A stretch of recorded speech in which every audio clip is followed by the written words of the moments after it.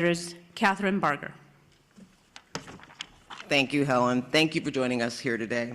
Earlier this week, the Los Angeles County Board of Supervisors declared today, January 9th, a day of mourning in solidarity with the federal government in honor of the passing of former President James Earl Carter. Ironically, today is turned into a day of mourning for more reasons than the one as we mourn the loss of lives and property across our county. While we are still facing significant threats, I am hopeful that the tide is turning. Thank you, Chief Moron. Thank you, Chief Crowley. Yesterday afternoon, as the winds died down, we saw the return of aerial drops and aerial firefighting, a truly, truly welcome sight. First and foremost, I want to assure our residents in Los Angeles County that the City of LA and the county are working hard and working hand in hand to bring every resource available to the table. Last night, the county opened the Pomona Fairplex as an additional shelter for those evacuating and those who have suffered losses. The Fairplex will also continue to take in large animals that are in need of a home. The county is working to harness and utilize the incredible outpouring of generosity from individuals, nonprofits, and companies that want to help. We have heard that many companies like Airbnb, Uber, and Lyft are offering free or subsidized services for those impacted by the fires in Los Angeles County. The county will be sharing all of these resources through our recovery.lacounty.gov website. In addition, the state has activated CAL FIRE Management Team 3 and assigned them to the Eaton Canyon incident. They will be joining Federal Management Team 5 in their ongoing efforts, we hope as early as tomorrow.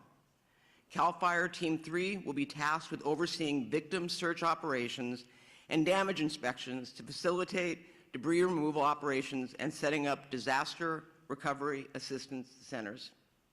This will allow Federal Management Team 5 to focus on firefighting operations and the active front.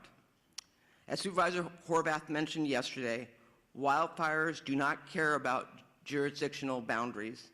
Between the city and the county, we are managing the various resources that are coming online with the increasing demands on our first responders.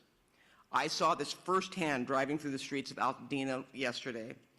Driving up Lake Avenue, the devastation could not be missed. The number of homes, businesses, and buildings that were on the fire dwarfed in any sense of available resources. Altadena is a very unique and special part of the 5th District. It is a community that embodies the spirit of a big, small town, a community full of rich culture, history, and one that passionately supports the small businesses that drive its economy in the community. It is also one of the only communities in Los Angeles County that manages the urban-wildland interface. Altadena is a resilient community. They have seen some significant battles before, but the scale of the impact today is larger than anything that I have seen in my career. The loss of historic resources at Eaton Canyon Nature Center, Farnsworth Park, and the Altadena Golf Course cannot be measured. I saw fire engines and companies from El Dorado County and other parts of California joining Los Angeles County Fire in an effort to protect life and property. In the midst of the emergency, we've all seen individuals who are targeting vulnerable communities by burglarizing and looting homes. This is simply unacceptable. You will be hearing from our DA, Hawkman, shortly regarding his efforts to hold these individuals accountable, and I promise you, you will be held accountable. Shame on those who are preying on our residents during this time of crisis. The emergency order will be strictly enforced by the Sheriff's Department, who are proactively patrolling to protect these communities from looting and any criminal activity. They have made 20 arrests of individuals who will be held accountable for the actions that they've taken. I want to thank President Joe Biden and Governor Gavin Newsom for pledging to bring federal and state resources to help Los Angeles County in our moment of need. President Biden's disaster declaration includes the promise of public assistance and individual assistance. We will begin the process of rebuilding. We will have critical resources available to ensure the residents of our communities are not fighting these battles alone. I intend to bring in a motion with Supervisor Horvath as my co-chair or co-author to ratify the county's emergency proclamation at the next Board of Supervisors meeting. Make no mistake, this board and this county will continue to do everything in our power to ensure the safety of our residents as we look forward to the path of recovery. With that, I would like to introduce Supervisor Lindsay Horvath.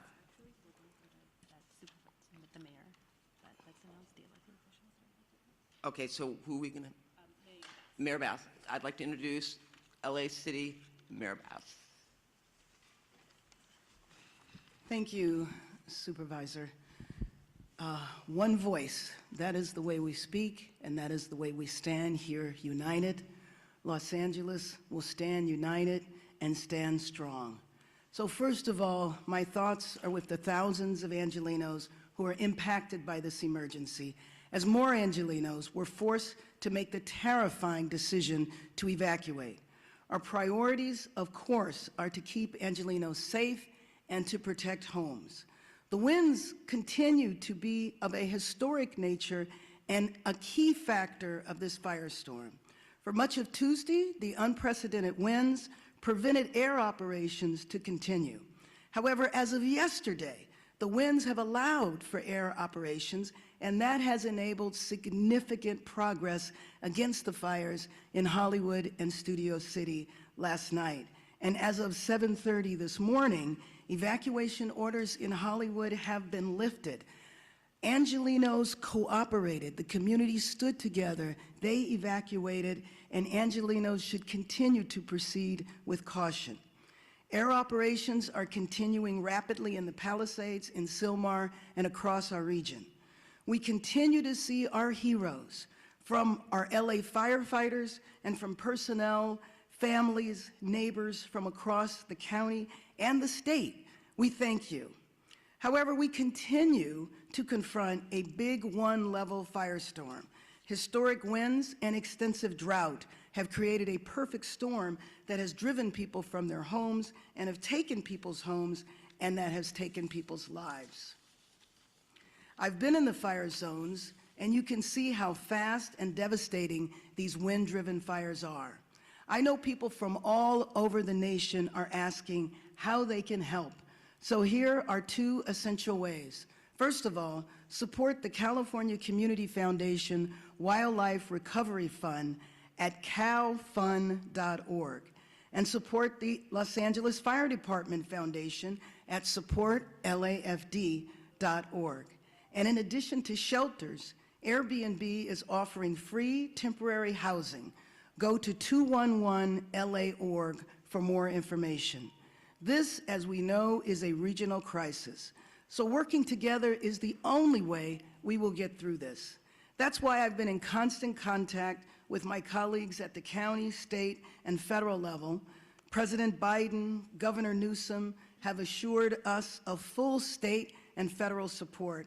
And of course, County Chair Barger and I are fully coordinated, as I am with all of the local elected officials. And our fire departments, police departments, utilities, and other critical agencies are coordinated as well. We have pre-deployed, we are executing a strategy, and we are adapting to conditions on the ground in real time. This is absolutely an unprecedented historic firestorm, but we are all hands on deck. We need to continue to cooperate. We need to evacuate when asked to do so. We need to help others, help our neighbors. And first and foremost, we need to stay united. We need to stay strong. A united LA is the way we will recover, is the way we rebuild our communities. And with that, I believe I am introducing Supervisor Lindsay Horvath.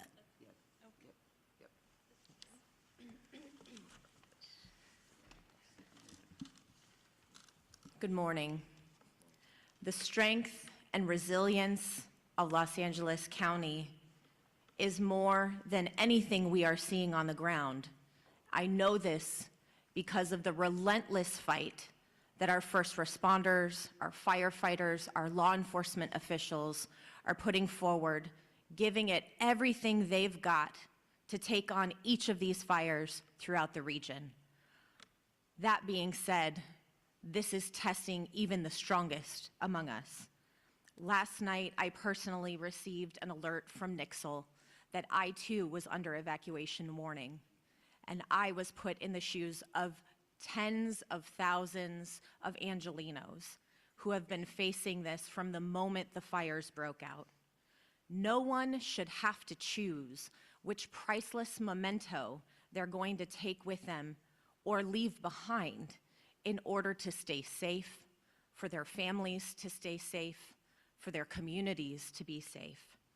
I've heard from so many community members about the pricelessness of the community centers, the faith centers. I know that in the Palisades alone, there are more than 20,000 Jewish community members, and I was contacted by the Jewish Federation and the work that they are doing throughout the region to support the Jewish community. We've heard with the Eaton fire, the loss of so many faith centers throughout the Palisades fire and so much more.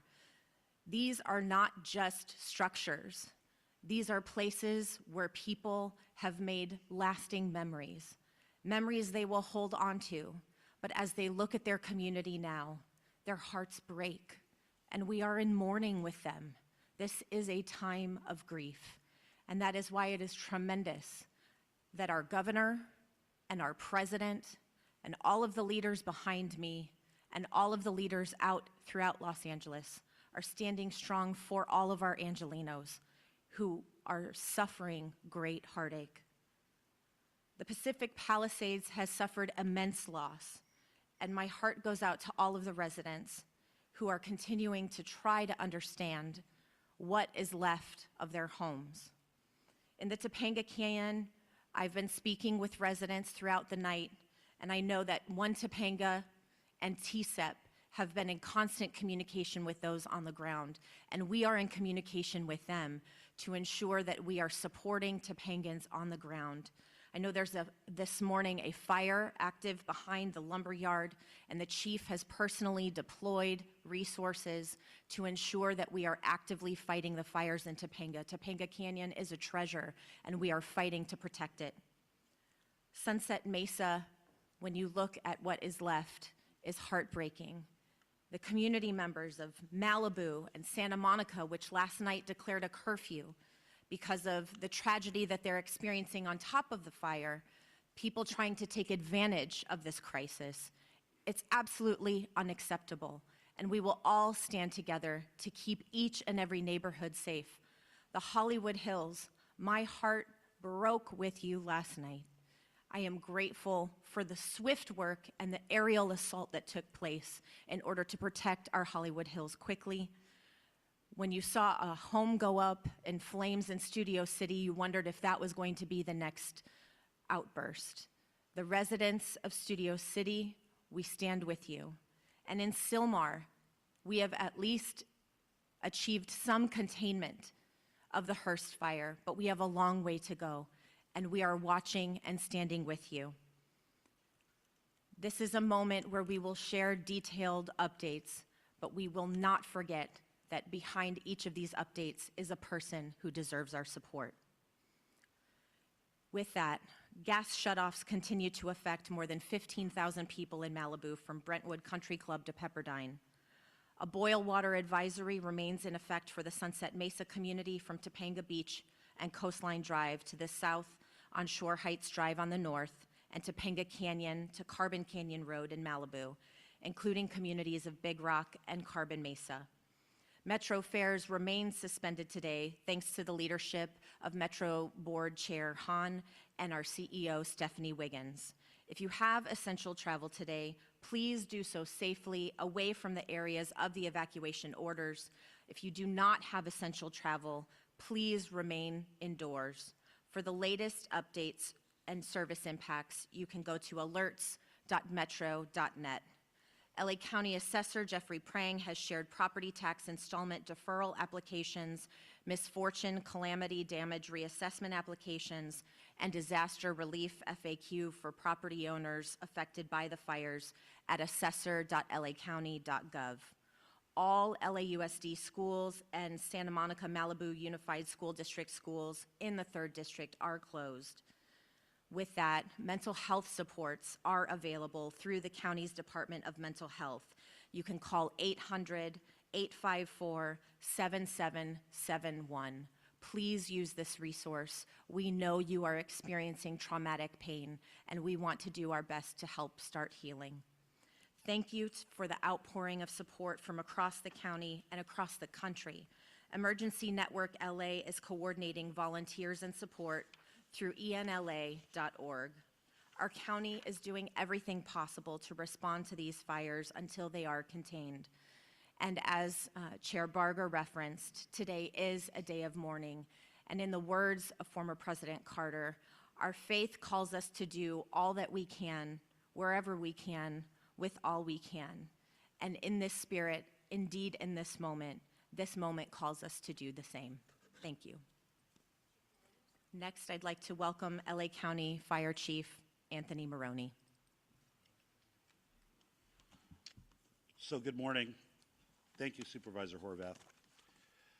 I will be providing an Eaton Fire update in addition to a Region 1 update.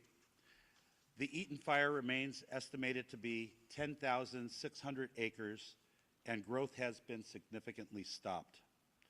And we have 0% containment.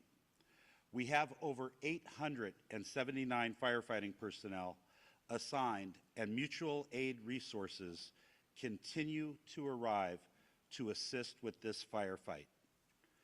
From this point forward, incident fatality information and reporting will be the responsibility of the Los Angeles County Sheriff's Department. We have several reported injuries and over 1,000 structures damaged and destroyed.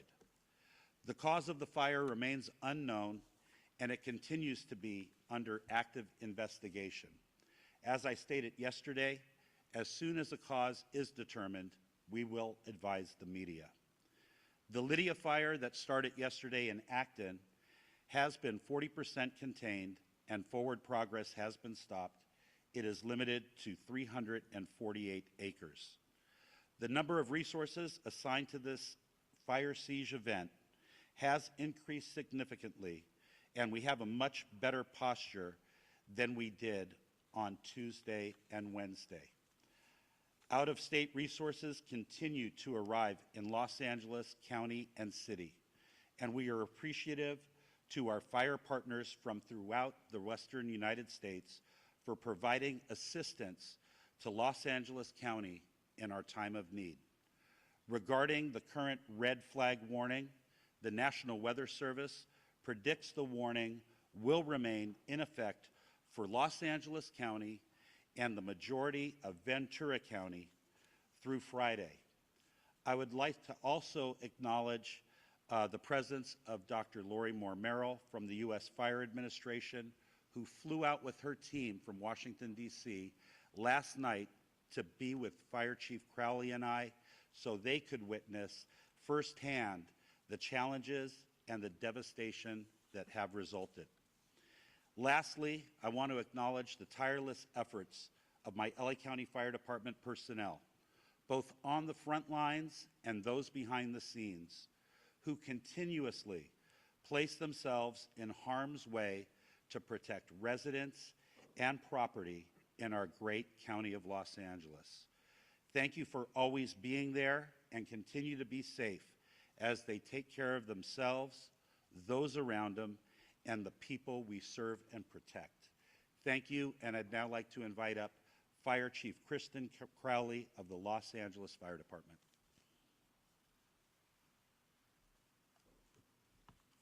Thank you, Chief Moron.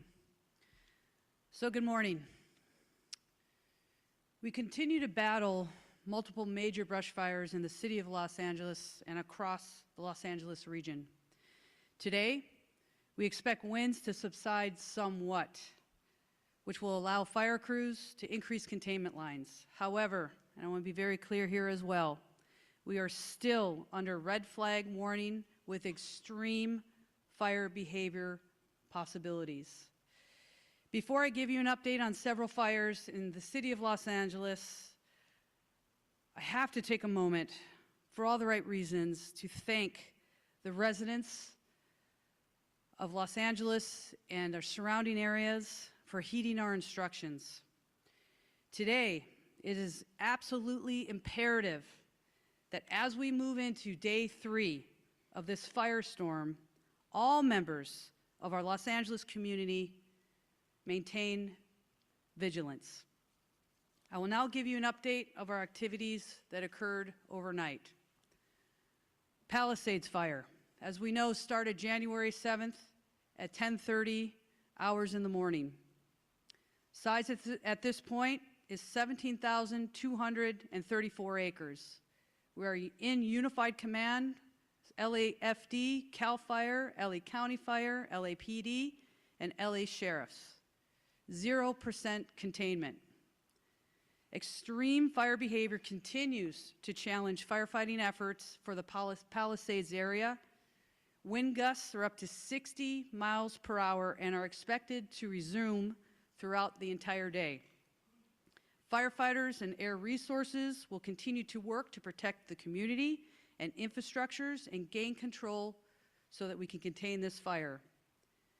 Damage assessments are ongoing at the Palisades fire. However, preliminary reports estimate the damage or destroyed structures to be in the thousands. It is safe to say that the Palisades fire is one of the most destructive natural disasters in the history of Los Angeles. We will continue to provide additional information as it becomes available. I'll move on to the Hearst fire. January 7th start. The size, 855 acres. We're unified in command, LAFD, United States Fire Service, Angeles National Forest, and LAPD. 0% containment. Firefighters held the fire within a planned containment area and are successful, and we have established a perimeter. Crews were able to get a handle on a few of the flare-ups over the night. We will continue to strengthen our containment lines and create a number of dozer lines to minimize the fire growth. Next, Woodley fire started on January 8th. The size, 30 acres. Containment, fully contained, and we are using fire patrols to monitor the area for any flare-ups. The fire has been declared as a knockdown, and there are no current threats. Next, the Sunset fire, which is in the Runyon Canyon area, started last night, January 8th, size 42.8 acres. Forward progress, I'm very glad to share with everybody, was stopped, and the crews are working to put out spot fires within the perimeters and to keep the wind from spreading any additional embers. As of 7:30 this morning, all evacuation orders have been lifted. This fire was rapidly and aggressively attacked by using coordinated air and ground fire suppression efforts. Residents heeded our timely evacuation orders. More information to come on that. Next up, the Sunswept fire, which is in the Studio City area. As I talked about all the previous incidents, on top of this, our fire department was faced with another massive challenge. A very large structure fire encompassing 2 large hillside homes with heavy fire, which exposed brush, broke out in the Studio City area of Los Angeles. The high winds caused the fire to extend within the adjacent brush, potentially causing another additional brush fire. Our LAFD poured all available resources into this fire, and through a combined effort, were successful in preventing another devastating brush fire. Our firefighters stopped the forward progress at just under 1 acre. Also, to be clear, all of the incidents that I just spoke about are all under an active investigation. Let's talk about the preparations for today. The LAFD continues to augment and recall all of our firefighters to fill every single available seat on every single available apparatus within the city of Los Angeles. Firefighters continue to move into the Southern California region from across the western region of the United States, and we are very, very grateful for any assistance that we are receiving. Weather conditions are beginning to turn favorably, which will allow us to increase our containment lines. Again, our primary focus remains on impacting and affecting rescues and saving lives while protecting property. The multiple incidents across the city and the region continue to tax our firefighters. However, rest assured that every single firefighter, first responder, law enforcement officer across the region remains 100% committed to protecting our communities. Here's your call to action. Stay informed with trusted news and official updates. Be prepared to evacuate if you live near a wildland area. Follow all evacuation warnings and orders without delay. We also ask the public to stay off the roadways and away from any impacted areas, which we want to make sure there's zero room for any other issues when it comes to delays for our firefighters, first responders to get to where we need to go. I want to take just a moment to thank every single Los Angeles resident who's been impacted by this for staying vigilant, supporting our first responders, and helping your neighbors. Thank you to Mayor Bass, our city leadership, everybody that is here. As you can see, we stand with every single community member, business, anybody that's been negatively impacted by all of these incidents. We stand with you. We're going to remain strong with you as well. And I tell you, we're throwing everything at this that we possibly can, and we're going to move through this and continue to support one another. With that, I will go ahead and introduce our next speaker, which is Sheriff Luna. Sir? Good morning, Robert Luna, the Sheriff of Los Angeles County. Currently, we have well over 400 sheriff's personnel that are still actively deployed to the fires, in addition to our normal staffing for patrol-related functions throughout the county of Los Angeles.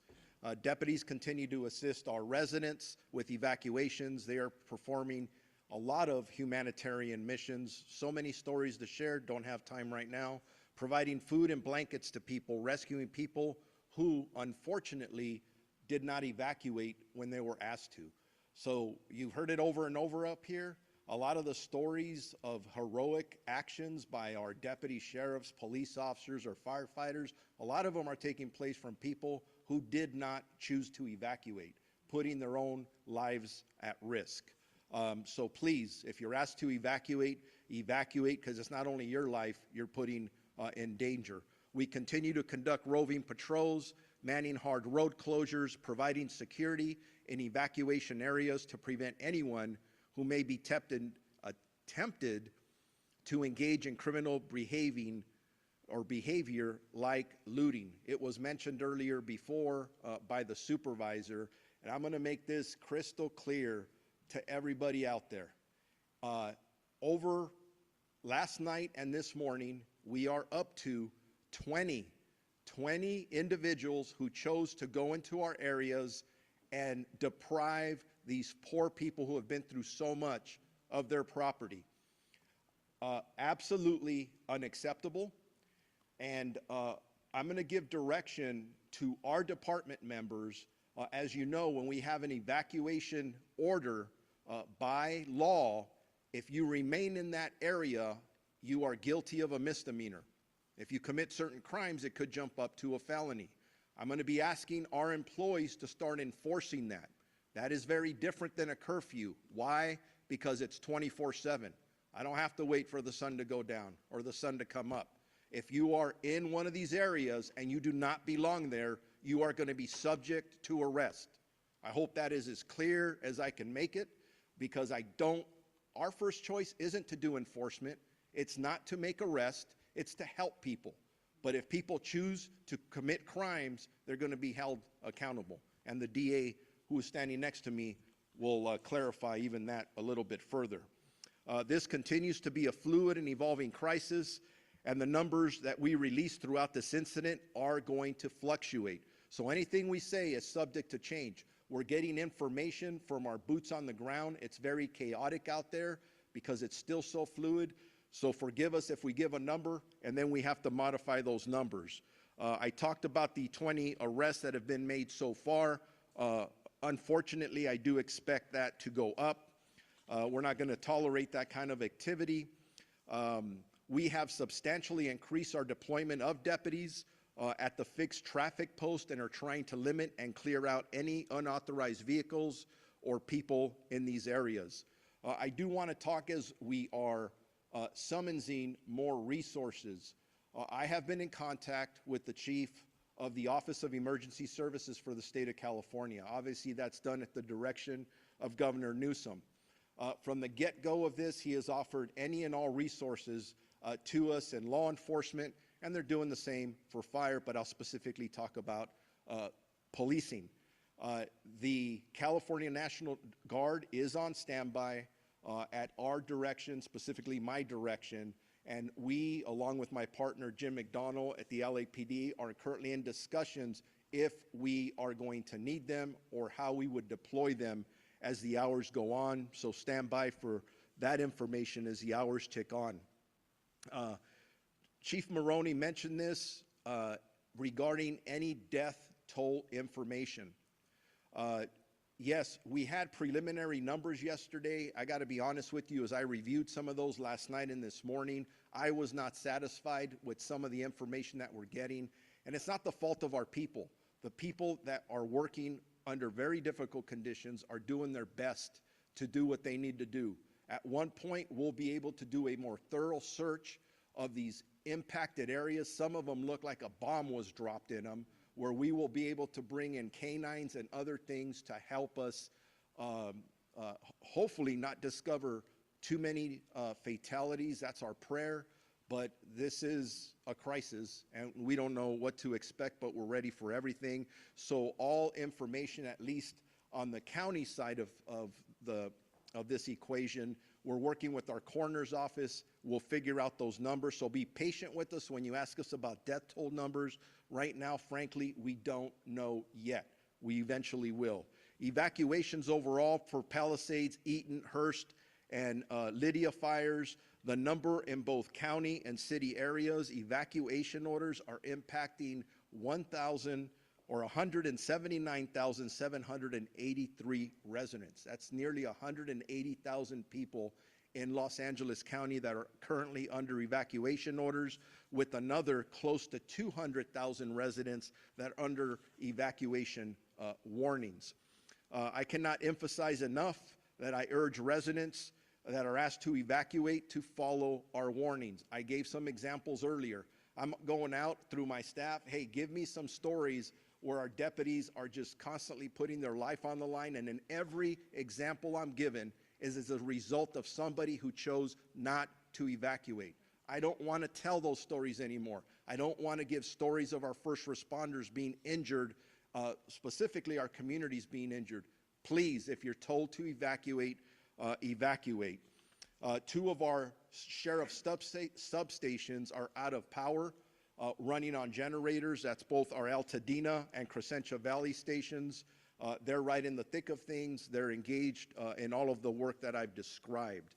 The issues of mutual aid. Will consistently evaluate and reevaluate the needs for more law enforcement personnel. But I can tell you, I'm getting calls from all over this region, from other sheriffs and police chiefs. Everybody wants to help. And that's awesome. That's part of our profession. Very proud to be part of it. The last thing I'll say is, for any specific information regarding evacuation orders or warnings or any road closures, and there's a lot of them, please go to lacounty.gov/emergency. Thank you very much. And with that, I am going to introduce the Chief of the Los Angeles Police Department, Jim McDonald.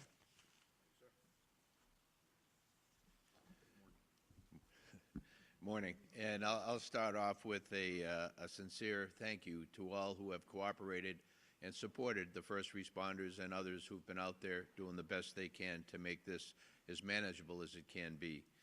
We're still on full tactical alert at the LAPD in support of our fire partners to be able to accomplish their mission.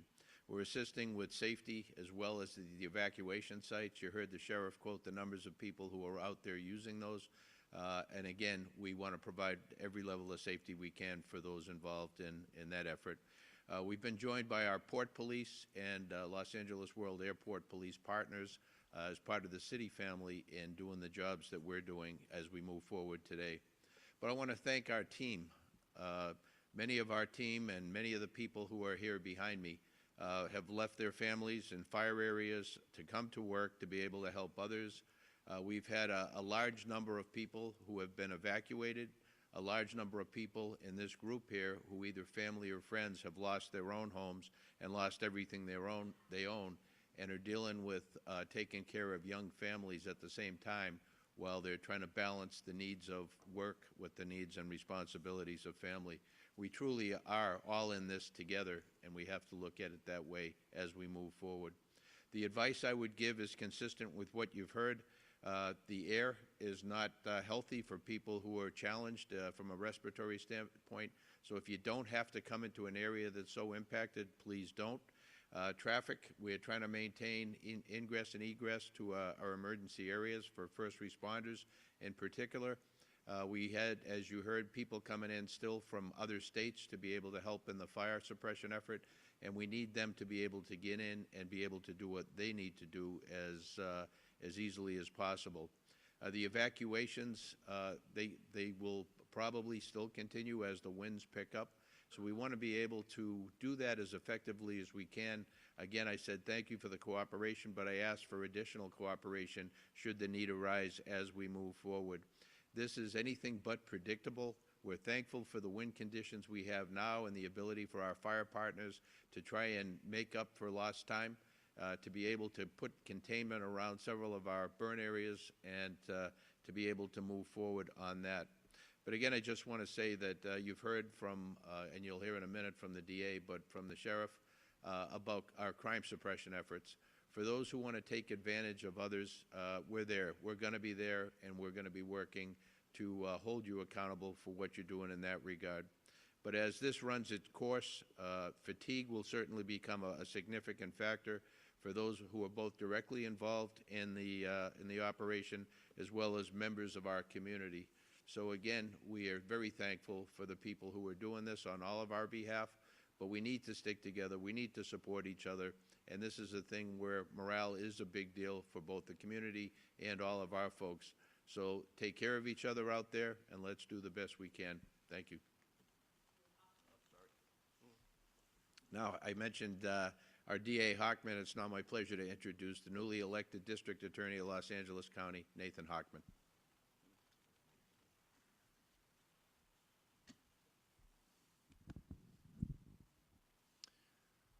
Yesterday, I bore witness by walking and driving through Pacific Palisades. I ended up at my sister's house, a house where she and her husband had raised 4 boys, celebrated birthdays, barbecues, and whatnot, and that house has been burned to the ground. And not just her house, but all her neighbors, up and down each one of the blocks I traveled. Those houses no longer exist. They are now basically rubble. And I haven't seen something like that, and I've lived here almost over 60 years. In the entire time I've been here, it looked apocalyptic.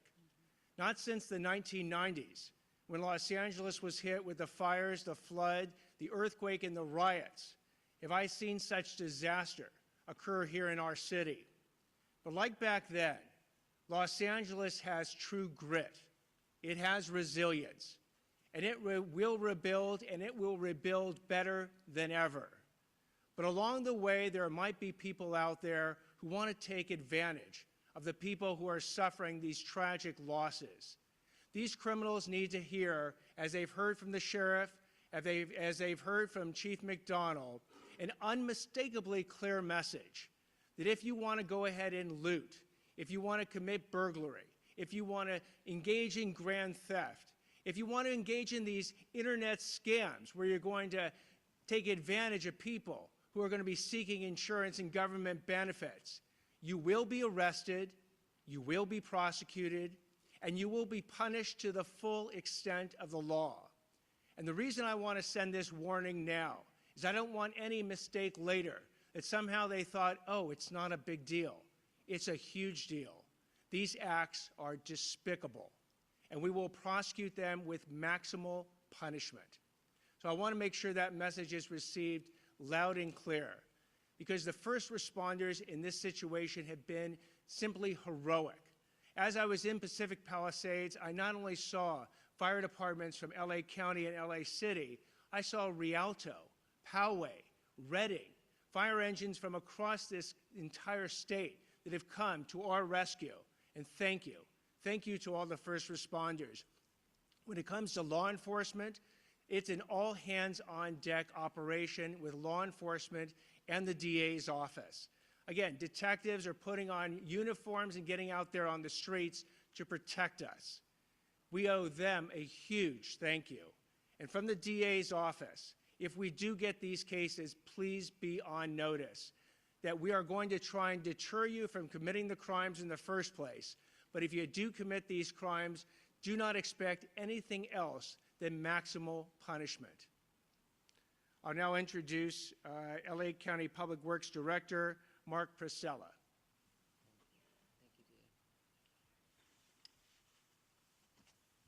Good morning. As was stated, my name is Mark Pistrella. I'm the Director of the Los Angeles County Public Works Agency. First I want to say my heart, of course, goes out to everyone affected by the devastating event. I personally toured many of the areas yesterday and met with residents, and as everyone here has described, it's an absolute tragedy, including the life safety support system, our infrastructure that has been destroyed that supports life in these communities. I know from personal experience that feeling a loss from a wildfire, and I have tremendous respect for our firefighters and other first responders, our police force, the Sheriff's Department for the work they are currently doing. In fact, our current mission, which has been going 24/7 for 3 days now, is to support our fire department and our Sheriff's Department and the local PDs in their efforts to save lives. That is our #1 mission right now and what we are currently continuing to do, unfortunately, as this event is still active. We are also focusing on the inevitable recovery and repopulation of the areas that we will build back and build back strong. The current focus is on utility restoration.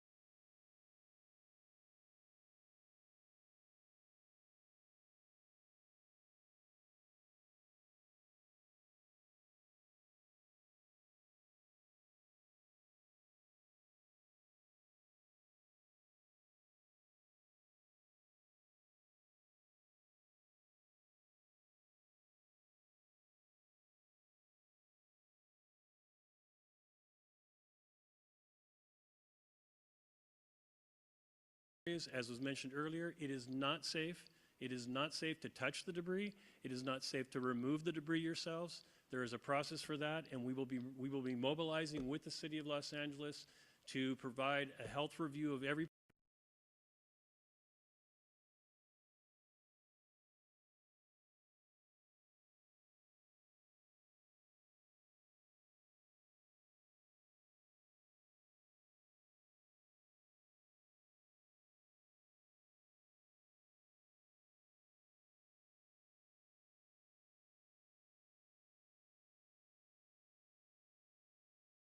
firefighting event, aerial attacks to the system. You saw what a difference that made in the firefight last night, and those reservoirs are full and continue to be ready and at the disposal of our firefighting friends. The municipal water system continues to suffer poor water quality due to the introduction of ash and debris into our reservoirs and into our filtration systems. So there are specific areas that we are asking for water to be boiled. I would just say with all caution, anyone who's remained behind, if there is any residence in your area that is burned to the ground and you are still there, you should just go ahead and boil water. We will be actively coming to communities in the next day, within this day or next day, delivering water, delivering domestic water to people who remain in the fire zone area.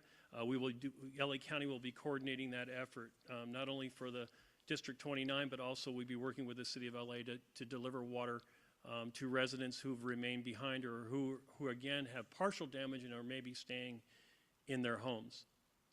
I want to again just mention that a firefight with multiple fire hydrants drawing water from municipal water systems for several hours is just not sustainable. That's why the air support is so important. Our residents in the Sunset Mesa, Topanga Beach area, Coastline Drive on the south to Shore Heights Drive on the north are up in the area. This is a partial damaged area or a threatened area. The Topanga Canyon Road, DeKalb Canyon Road Mesa as well is another area that's threatened. So all what I just talked about applies to you residents who are there. Now what can we do, what can the public do? What you should be doing as we sort of still active fire. I will reiterate that it's extremely important to listen to the sheriff and to PD when you are asked to evacuate immediately. Do not hesitate. Do not wait. Your life is not worth it. The systems that you're leaving behind, they are going to be impacted and they cannot be restarted easily. So I know a lot of people are talking about, starting up. If you're thinking about creating your own water and sewer and power system at your home, I want you to be very careful about that. That is not something that a licensed contractor should be doing or our utility folks. Please don't do that. As I said yesterday, if you're leaving your home, I want to make sure that you lock that home, that you close that home up tight, and that you leave access for firefighters by not closing gates or creating a situation where they can't get to your home to fight off fire. The road system is impacted heavily throughout LA County, including city and county areas. There are multiple, in fact, hundreds of stop signals that are currently flashing red. I want to remind everybody that you treat that as a stop sign and you stop for that flashing. And if you come to a barricade, you need to turn around because those streets are closed for the purpose of recovery and not for looky-loos. Please do not argue with the sheriffs that are there or the PD. If the road is closed, there's a good reason for it. It's because it's not safe for you to be in that area. And that safety includes the debris that I was talking about. Trees down, potholes, road systems destroyed. There could be breaks in the roadway that could cause major damage to your vehicle. So I'm asking that you comply with all road closures until further notice. We are available as a 24/7 agency. You can reach our department at 1-800-675-HELP. We do need every citizen. There's something else you can do. If you see something, please tell us about it. Whether it's a gas leak, whether it's a utility line down, if it's a signal that's not malfunctioning, if it's a sewer system leak, any of those things that keep our life safety system going, we need to know about them so we can catalog them and get to them. Please know, and I do need to mention that all of the utility workers, not just my folks at LA County Public Works, but the folks at the City of Los Angeles, the folks at the Southern California Edison, the gas company, we are all coordinating with each other to restore your systems. And our folks are all working 24/7. There are many heroic stories, like the sheriff and fire have, of our utility folks out in the middle of the night, 24/7, getting those systems back up into place. And I want to thank all of the utility workers who are out there doing their job, who are not going home to family at night. They are actually working 24/7 as well. With that, I want to introduce the CEO and Chief Engineer of the Department of Water Power, Janice Quinones.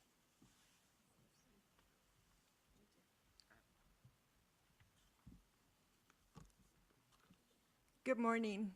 I am Janice Quinones, CEO and Chief Engineer of LADWP. LADWP crews continue to work around the clock to restore power and support firefighting efforts. On the power front, we have restored about 200,000 customers so far since the windstorm started. And as of this morning, we have approximately 95,000 customers out. We have 118 crews, DWP crews, working around the clock to restore powers as fast and as safe as possible. We're expecting our mutual aid crews coming from PG&E to arrive today and support the restoration efforts. Our restoration times are ranging from 24 to 48 hours. We are prioritizing wires down, so if you see a wire down, please call 911 and we'll send crews immediately to make the area safe. However, if you live in the fire-impacted areas or near those areas, you might experience longer outages, mainly because either our equipment has been compromised due to the fire, we're not able to access the area yet, or we're proactively shutting out the power for the safety of our firefighters and first responders. On the water side, the boil water notice for Palisades on zip code 90272 continues in effect, and it will continue in effect for at least 48 hours. I have water quality engineers taking samples around the system to ensure that the water quality remains a priority for our consumers. We continue to support LAFD and CAL FIRE and water supply issues and firefighting response, including opening our water reservoirs, as mentioned by Mark yesterday. Hollywood Reservoir was a critical asset when we were fighting the Sunset Fire. So all our reservoirs are open, that are open air for air assets, and we continue to work around the clock with other water agencies to increase the supply and pressure of the water system, including Metropolitan Water District. I want to end this by thanking DWP crews and personnel for their commitment and efforts to support the restoration of LA. Thank you. Thank you very much for that. And now, Chair And Barger. I also want to, we recognized President Biden and Governor Newsom, but we also have here with us today Congressmember George Whitesides, Congressmember Laura Friedman, Senator Sasha Renee Perez, Assemblymember Celeste Rodriguez, and Malibu Mayor Doug Stewart. Make no mistake, we are all working together, and I want to thank you all for being here. I know our Congress representatives flew in, and we appreciate it, and we are all in this together. With that, we'll take some questions. Thank you, Chair Barger. So just a couple rules of the road. So I'll call on you. When you get called upon, please announce your name and which media outlet you are with. And we'll start right here in the middle.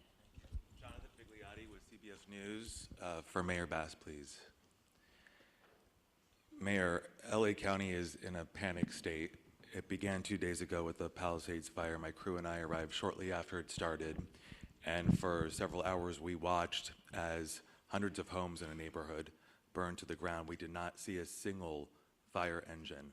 We watched as Good Samaritans guided traffic. There was fear and there was a lot of confusion. You were out of the country at the time. Shortly after the fire started, a press release was put out warning of this fire behavior. My question to you is, what explains this lack of preparation and rapid response? Let me just say, first and foremost, my number one focus, and I think the focus of all of us here with one voice, is that we have to protect lives, we have to save lives, and we have to save homes. Rest assured that when that did not rest happen. assured, let me finish. Rest assured, when that is done, when we are safe, when lives have been saved and homes have been saved, we will absolutely do an evaluation to look at what worked, what didn't work, and to correct or to hold accountable any body, department, individual, etc. But my focus right now is on the lives and on the homes. Do you think your leadership was effective while responding to this disaster? I just said what I believe is the most important thing for us to do right now, and that is going to continue to be my focus. Thank you. Thank you. Thank you. Let's go to the middle with the laptop. Before we go on, I want to introduce, because this is an important announcement to be made, the U.S. Forest Service Fire Chief Robert Garcia has an announcement regarding a decision being made on the National Forest. Thank you, Supervisor, and I'll be brief. I just wanted to share that in the overnight hours last night, the U.S. Forest Service, in an effort to reduce calls for service and reduce potential risk for wildfire, we've made a decision until further notice that the Angeles National Forest is closed.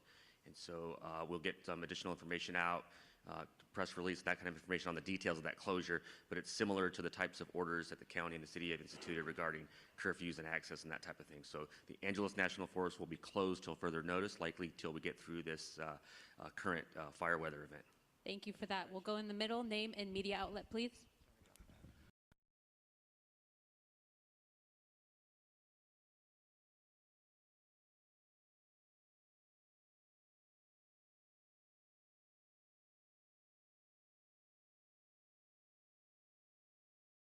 Do you believe that death toll is not accurate, and do you think it's less than that? Based on all the information that I've received in the last probably 8 hours, I want to be more confident in the specific information that I'm getting. So what we're doing now is going back through everything, because you got to understand the urgency, the chaotic nature of what we're dealing with, and we're still in the middle of that. So I want to make sure that as we go forward, at least for the Sheriff's Department, we're actually having our homicide unit involved, because they don't only do murder investigations, they do death investigations, that I'm going to change the system and verify each number. Because I don't care if it's just one, that's somebody's family. That's somebody we love and care for. So I want to make sure that's solid before we start presenting that information. Unfortunately, based on the preliminary information I've seen, at least in the two large fires that we're dealing with on each side of the county, unfortunately, I think the death toll will rise. I hope I'm wrong, but I think it's going to rise. Thank you for that. Let's go right over here in the front. Yeah, Josh Haskell, ABC 7 Eyewitness News. Mayor Bass, I've been on the fire lines the last 2 days. I've never seen firefighters this desperate. At fire hydrants, water not coming out, the pressure so low, the number one tool that they use to fight these fires, not there. How frustrated are you about that? And also, I'm getting texts right now from the Palisades Highlands community. We're almost 48 hours after this fire started. There's not resources up there. The hydrants aren't working. Where's the National Guard? Where are miles and miles of water tenders? How are we addressing this? Well, Your reaction. first of all, you asked me, was I frustrated by this? Of course, because we all know that this has been an unprecedented event. We also know that fire hydrants are not constructed to deal with this type of massive devastation, and that the number one problem, especially on Wednesday, was the fact that we weren't able to do the air support because of the winds. And so, of course, I am absolutely frustrated by that. I am not sure that is correct, that there are no resources up there, but rest assured, as soon as we are done here, I will follow up on that. But those homes, the first day and a half, there were homes up there that had been protected by the fire. And then I went up there yesterday, and there were That had been protected? that it basically had been saved. Obviously, the fire's moving different directions, but when I went up there yesterday, there were not a lot of resources. We drove around, and then I know that things got worse up there. I'm just wondering, now that we move 48 hours past, how are we addressing these water problems that are continuing, and is it acceptable that they continue? Well, let me just say that the water problems are a little better now, because the winds are such that we can go up and have the air support. And you know that that was the reason that the devastation was so bad, the unprecedented wind, the strength of the wind, and the fact that the air support could not go up. And if Chief Crowley wants to talk to this, there have been many fires before where air support is not available, and we depend upon these ground resources and crews. Was there a plan in place for that, and did the resources get here quickly enough? And talk about an update to air support today. Right. So thank you for that question. As we know, and you heard all of the incidents that are occurring at this point. Palisades was the first brush fire that we were attacking at that moment. You talk about specific pre-deploying. We put resources in place, pre-deploying, knowing that the winds were coming. With that, when the fire did light and take off, rapid response. Very dynamic situation. Air to ground resources coordinating. Now with the winds, I don't think we can overstate that enough. There's no excuse in regard to the winds were too much, but the reality is the winds are so dynamic, and at that tipping point, when our resources, air resources were grounded, that changes our strategies and tactics. We called for the world in regard to the number of resources and what we needed, who we needed, immediate need. Every single resource that was available at that moment responded. You talked about 48 hours later, where are we now, right? Again, I already spoke on, if we don't have water, we find water, we use water tenders, we draft water. The fire department, first responders, we're going to do everything in our absolute effort to do what we can do with what we've got. The good news is, with the winds subsiding, you're going to see water drops, you're going to see rotary, you're going to see fixed wings all day, unless something changes. Again, I did say 60-mile-an-hour wind gusts even today. So very, very dynamic situation. With that, also, you said about the other homes, no fire resources there. As winds change, our resources change, we redistribute, we move, and that's the dynamic situation that we are in, even in day 3. That's what I wanted to say about that. We'll Thank go you. right behind. Go ahead. Thank you very much. Madam Mayor, I have another question for you.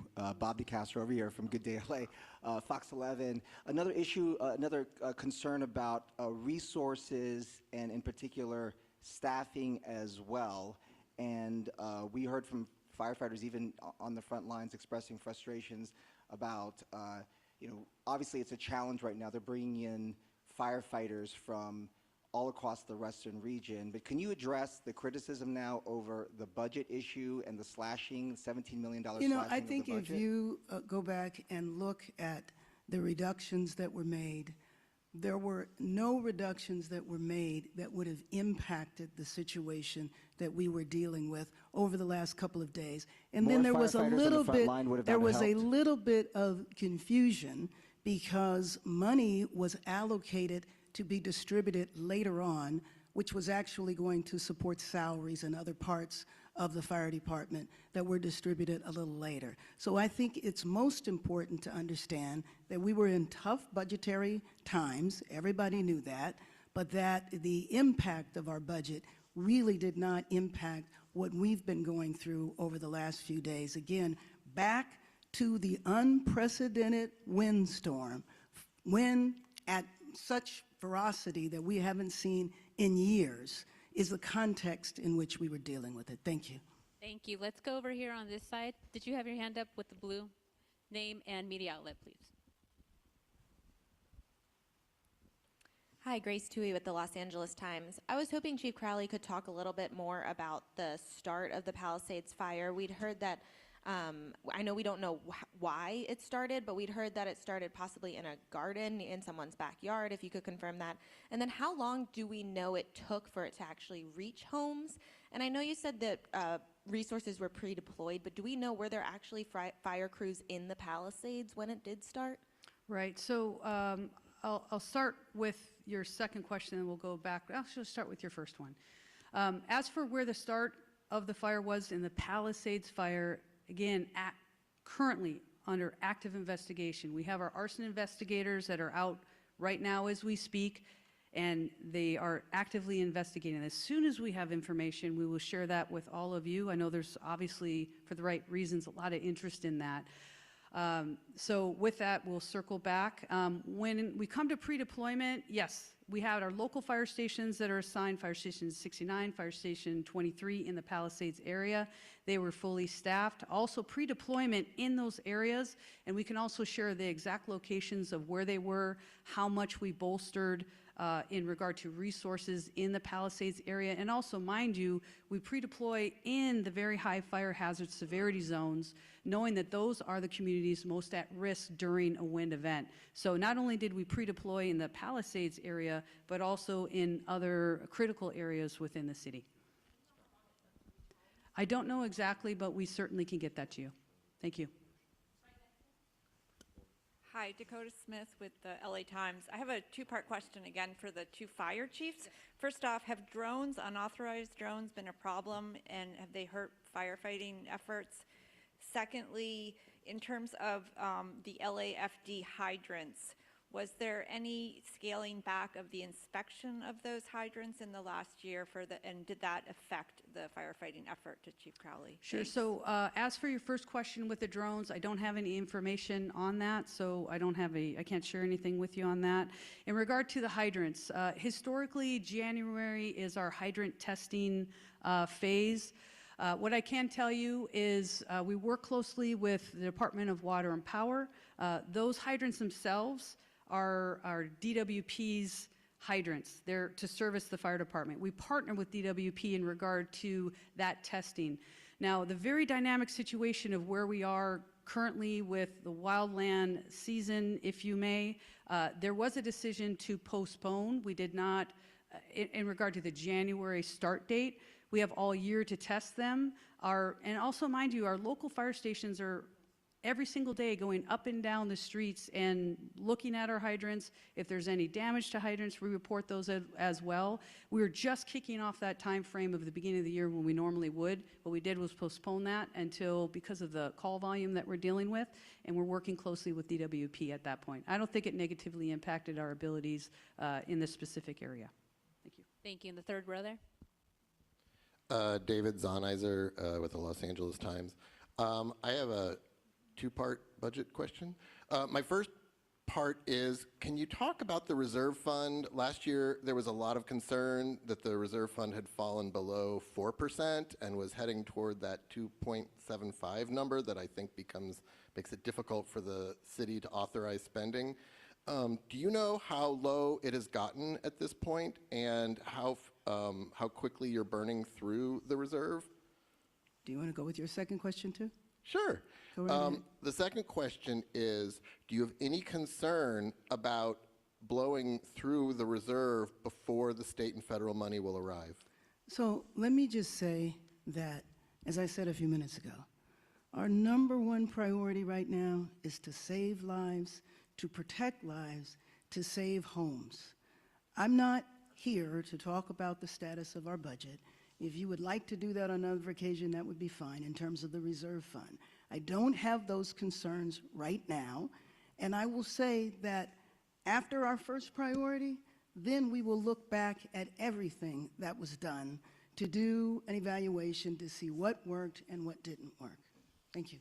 Thank you. We are over time. However, we will have one-on-one interviews. CAL FIRE wants to give an update on structures, et cetera, to get a clarification. I think it's important for you to highlight the numbers. Excuse me. Good morning. My name is Todd Hopkins. I'm one of the incident commanders for the CAL FIRE incident management teams.